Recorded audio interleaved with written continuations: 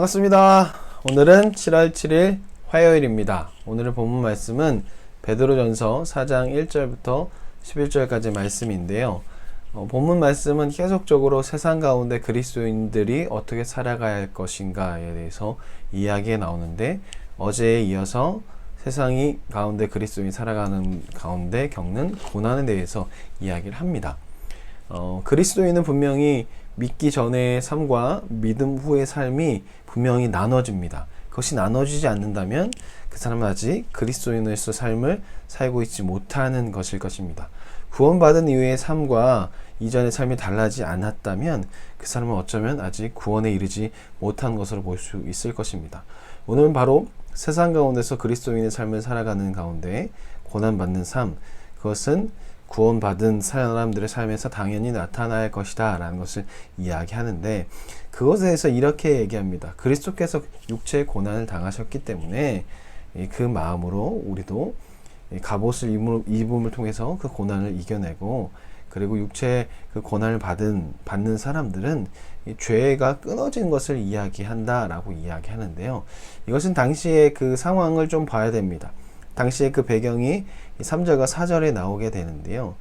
당시에 믿음에 들어갔던 사람들은 믿지 않는 그 이전에 만났던 사람들을 관계가 어느 정도 있었을 것이고, 그들을 만남을 통해서 그들로부터 조롱도 당하게 되고, 야, 너 옛날에 이렇게 사는데 왜 그렇게 사냐? 다시 이렇게 살아.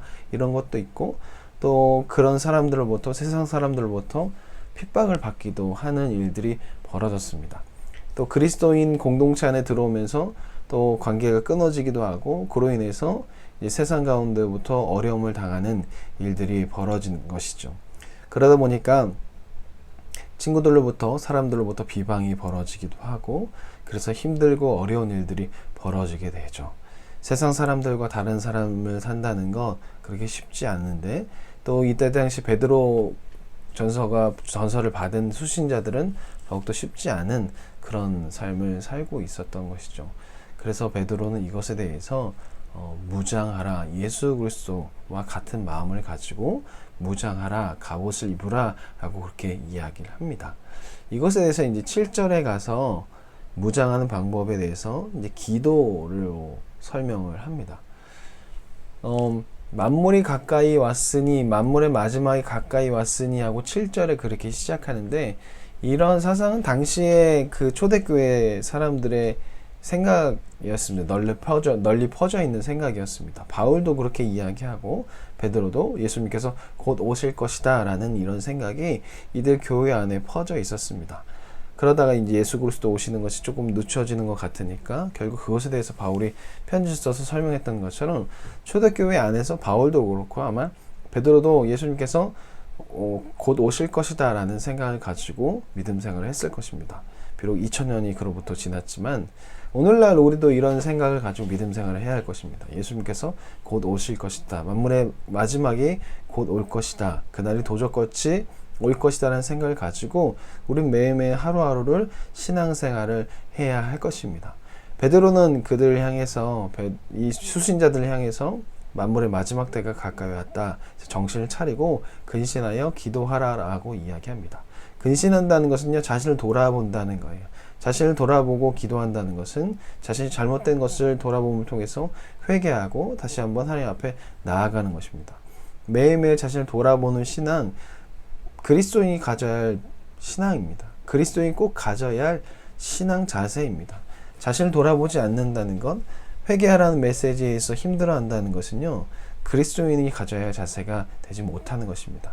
그리스도인은요, 날마다 주님 앞에 나가야 합니다. 날마다 매일매일 자신의 모습을 돌아보며 넘어지고 그리스도의 장성한 분량까지 이르지 못한 부분에 대해서, 또 그리스도를 멀리하는 부분에 대해서, 앞에 나왔던 세상의 것을 쫓아간 것에 대해서 우리는 회개하고 돌아보며 기도해야 합니다.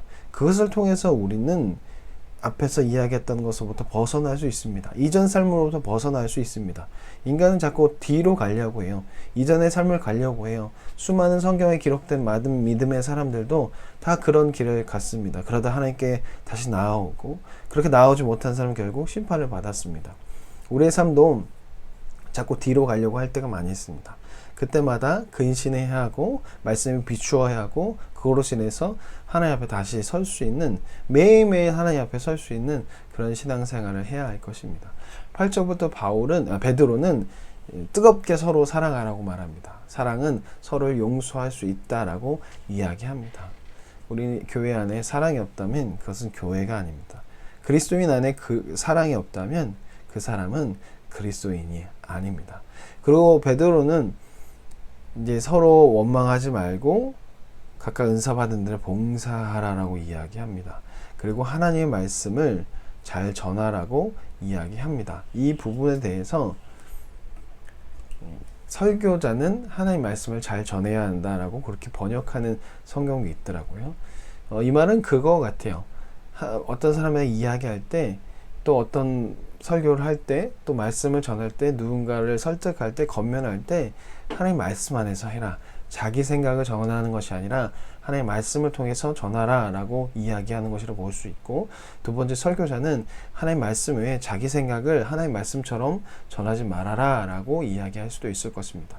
첫 번째 경우 같은 경우도 말씀을 이용해서는 안 될 거예요. 자기 생각을 사람들에게 주입시키거나 또 자기 생각을 누군가에게 이렇게 설득시키기 위해서 하나님 말씀을 사용하는 것은 좋은 방법은 아닙니다.